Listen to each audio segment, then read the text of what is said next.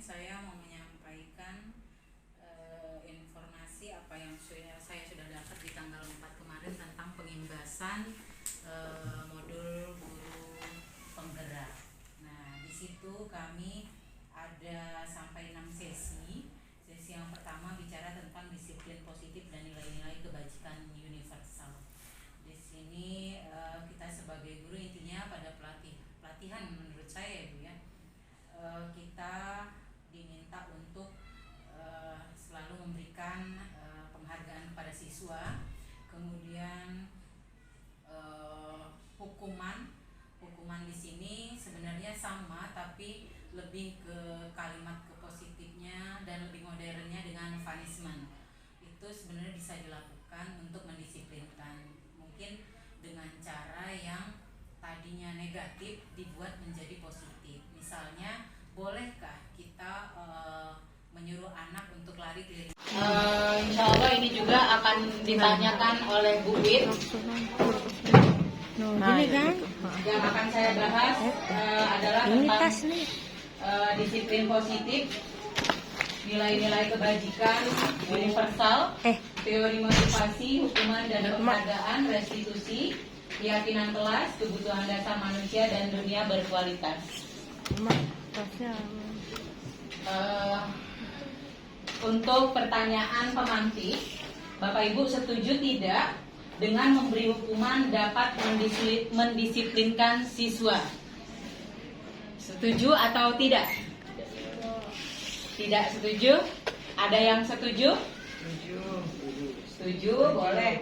Apakah dengan reward atau hadiah bisa memotivasi siswa? Bisa juga ya Bu. Kemudian pendidik dapat mengontrol peserta didik. Apakah kita sebagai pendidik bisa mengontrol?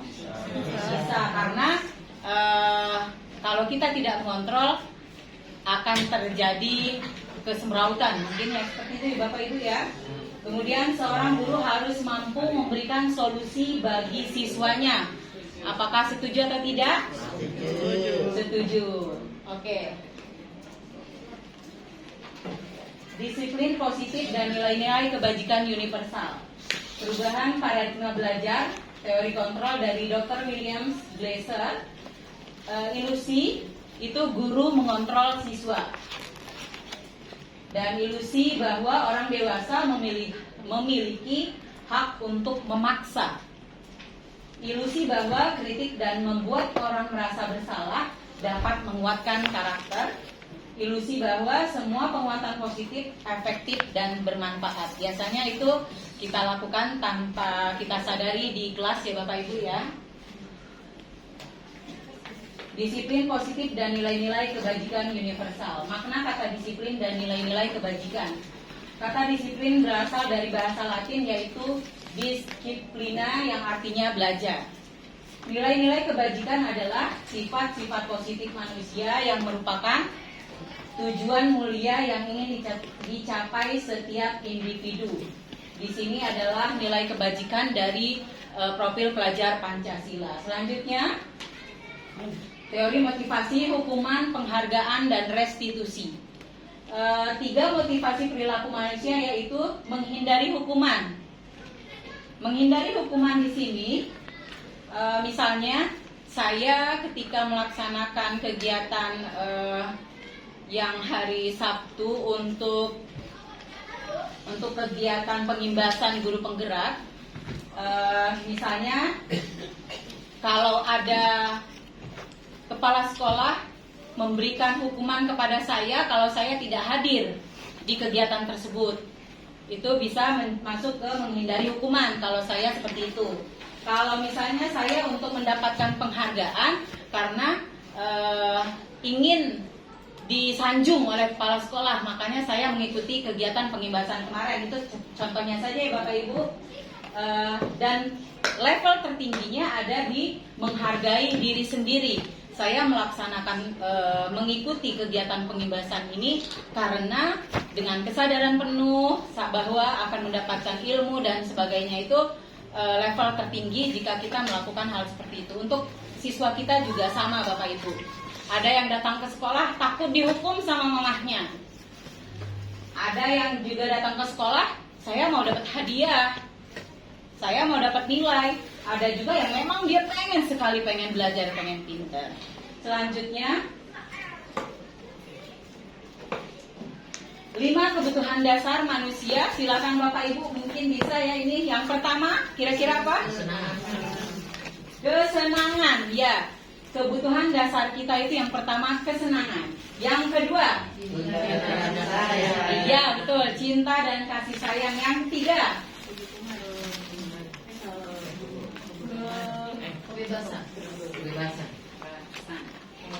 kebebasan. Betul sekali. Yang keempat,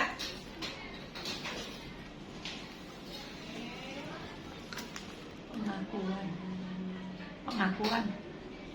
pengakuan. Penguatan. Kurang satu. Penguasaan. Ya, penguasaan. Yang kelima. Yang kelima, yang terakhir Bu, ini yang paling tinggi nih dalam kebutuhan dasar. Kebutuhan prinsip. Dikit lagi Bu. Ini dikit lagi. Kebebasan. Dikit lagi yang tadi Bu, dikit lagi. Kebutuhan. Dikit lagi hampir. Kebenaran. Dikit lagi, kebutuhannya udah betul. Kebutuhan hidup. Kebutuhan hidup, betul, kebutuhan hidup. Jadi ada 5 di sini sudah terjawab. Nah,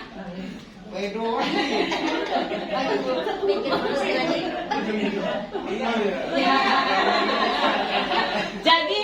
Jadi kita biasanya nih Bapak Ibu, ini tuh gampang banget, tinggal naruh huruf ya Bapak Ibu ya. Kalau kelas 1, kelas 2, kelas 3 mah gampang. Kenyataannya kita sebagai guru pun kesulitan ya.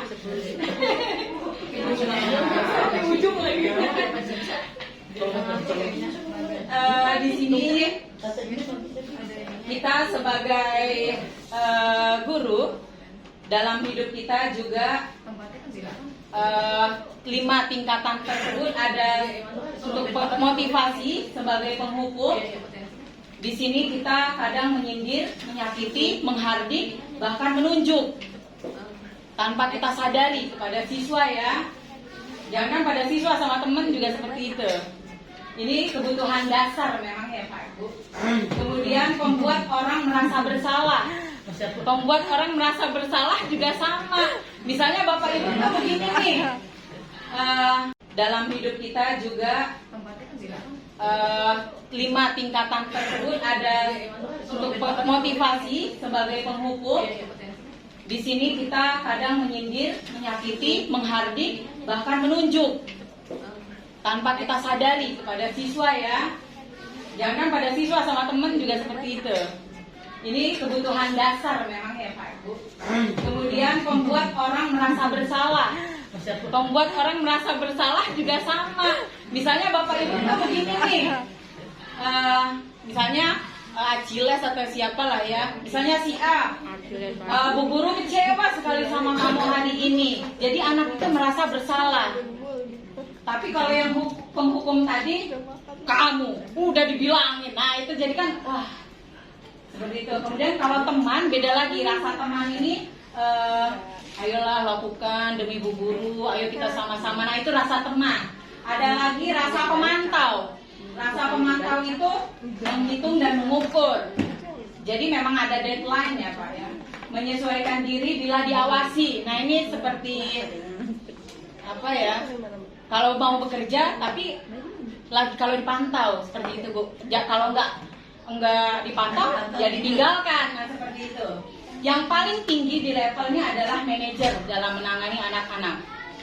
Yaitu kita dengan mengajukan, contohnya dengan mengajukan pertanyaan, apa yang bisa kamu kerjakan untuk memperbaiki hal ini? Apa yang bisa kita perbuat untuk selanjutnya? Apa yang akan kita lakukan? Seperti itu. Ya, itu posisi kontrol untuk keyakinan kelas. Di sini di awal pembelajaran biasanya kita diharapkan bisa membuat peraturan kelas kemudian kesepakatan kelas, dan yang terakhir di level tertingginya adalah di keyakinan kelas. Kalau peraturan kelas dibuat oleh kita yang mengajukan. Anak-anak, peraturan di kelas kita adalah 1, nggak boleh makan minum, 2, nggak boleh jalan-jalan, 3. Nah, itu kita yang mengajukan. Kemudian ada kesepakatan kelas, habis ada peraturan, kesepakatan. Kesepakatan kelas disampaikan oleh anak secara menyeluruh. Jadi apapun pendapat anak dituliskan, Bapak Ibu. Kan kita di peraturan kelas kita tempelkan, ini peraturannya Bu Guru nih, ini. Kemudian anak-anak punya masukan. Itu ada di kesepakatan. Kesepakatan itu bisa banyak Bapak Ibu, tapi untuk di keyakinan kelas itu maksimal 5. Kebetulan di kelas 1A itu ada keyakinan kelas yang tanpa saya mengikuti pengimbasan kemarin ternyata sudah saya lakukan. Ketika saya panggil anak-anak 1A, mereka akan menjawab tidak menyakiti, saling menyayangi, selalu gembira. Nah, itu kita untuk meyakinkan diri kita bahwa kita itu akan berbuat yang terbaik seperti itu. Nah, tapi perlu pengoreksiannya, tidak digunakan kata tidak atau jangan. Jadi perlu perbaikan untuk keyakinan kelas yang sudah saya buat. Untuk tidak menyakitinya itu diganti dengan kata yang lebih positif. Jadi untuk teman-teman, Bapak Ibu semua, untuk kalimat-kalimat negatif itu diusahakan untuk ditiadakan.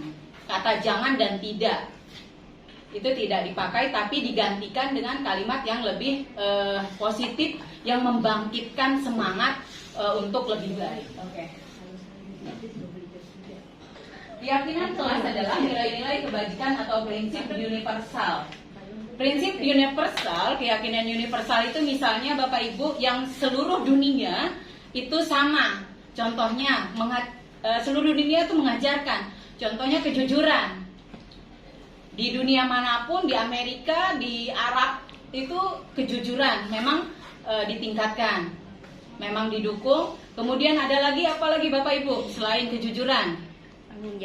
Tanggung jawab, kasih sayang. Apalagi saling menghormati. Nah, mungkin itu ada banyak hal ya Bapak Ibu ya, tapi seluruh dunia itu mengakui itu. Tidak di Indonesia saja atau di Malaysia saja.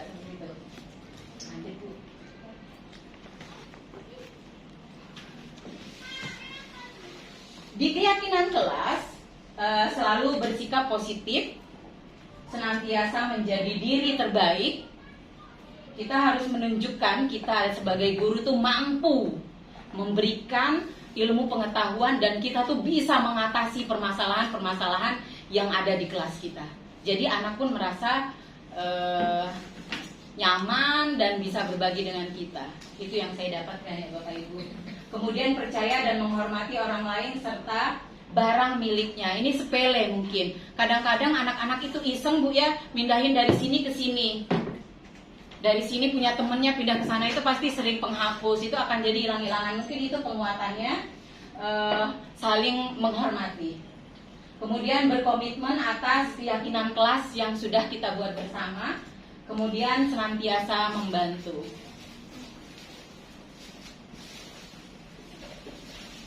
Hukuman, konsekuensi, dan restitusi. Hukuman bersifat tidak terencana atau tiba-tiba, karena anak-anak juga nggak tahu kalau dia akan dihukum. Misalnya dia nggak bawa PR, dihukumnya seperti apa anak-anak nggak tahu Bapak Ibu. Kemudian anak atau murid tidak tahu apa yang akan terjadi dan tidak dilibatkan. Hukuman bersifat satu arah dari pihak guru yang memberikan, dan murid hanya menerima suatu hukuman tanpa melalui suatu kesepakatan atau pengarahan dari pihak guru, baik sebelum atau sesudahnya.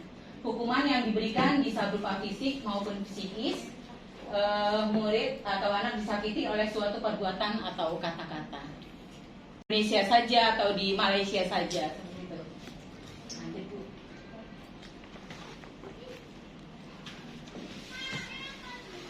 Di keyakinan kelas selalu bersikap positif, senantiasa menjadi diri terbaik, kita harus menunjukkan kita sebagai guru tuh mampu memberikan ilmu pengetahuan dan kita tuh bisa mengatasi permasalahan-permasalahan yang ada di kelas kita. Jadi anak pun merasa nyaman dan bisa berbagi dengan kita. Itu yang saya dapatkan ya Bapak Ibu.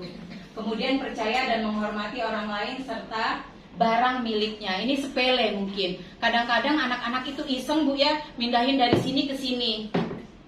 Dari sini punya temennya pindah ke sana, itu pasti sering penghapus, itu akan jadi hilang-hilangan. Mungkin itu penguatannya saling menghormati. Kemudian berkomitmen atas keyakinan kelas yang sudah kita buat bersama. Kemudian senantiasa membantu.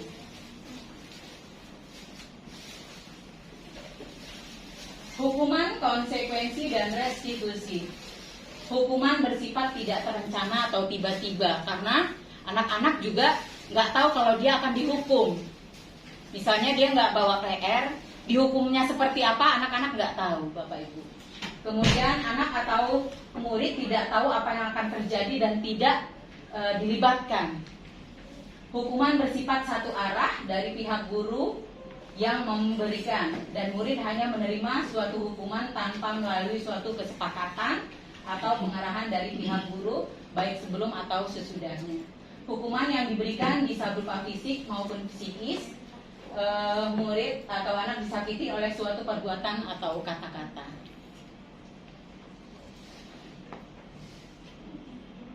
Masih pada hukuman, konsekuensi, dan restitusi. Umumnya bentuk-bentuk konsekuensi dibuat oleh guru. Murid sudah mengetahui, jadi masih di satu arah aja ya Bapak Ibu ya. Ya, kemudian restitusi. Restitusi itu merupakan proses kolaboratif yang mengajarkan murid untuk mencari solusi. Restitusi ini kalau bahasa umumnya itu ganti rugi Bapak Ibu. Ganti rugi itu yang di luar ya, bukan dunia pendidikan. Tapi ganti rugi di sini untuk siswi kita itu mencari solusi. Dalam dunia pendidikan, membantu siswa berpikir tentang orang seperti apa yang mereka inginkan dan bagaimana mereka harus memperlakukan orang lain sesuai dengan teori dari Charles Mason tahun 1996.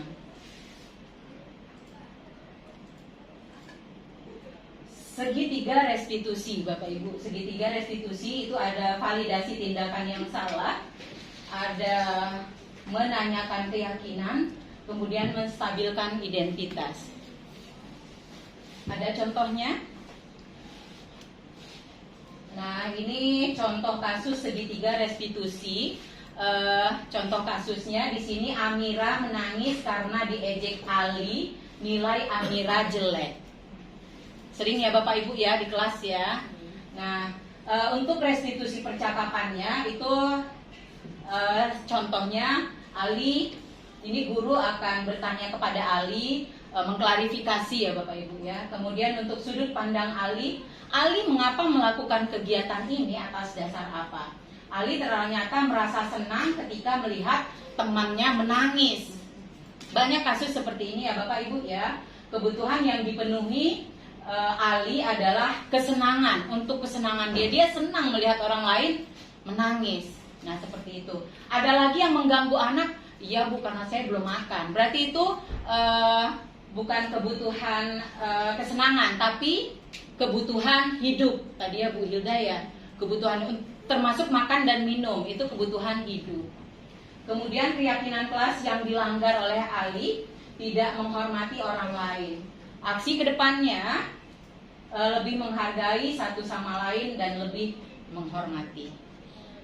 Demikian warna-warni yang sudah saya sampaikan. Mudah-mudahan sedikit informasi yang saya sampaikan dari kegiatan saya di tanggal 4 November bisa diterima dan bisa dilaksanakan di kelas bersama-sama. Terima kasih untuk atensi dan partisipasinya. selamat berkarya. Mungkin kalau ada pertanyaan, ada Bapak Ibu, cukup jelas ya Bapak Ibu ya. Mungkin kita akan bertanya di lain waktu. Terima kasih untuk hari ini. Mudah-mudahan kita selalu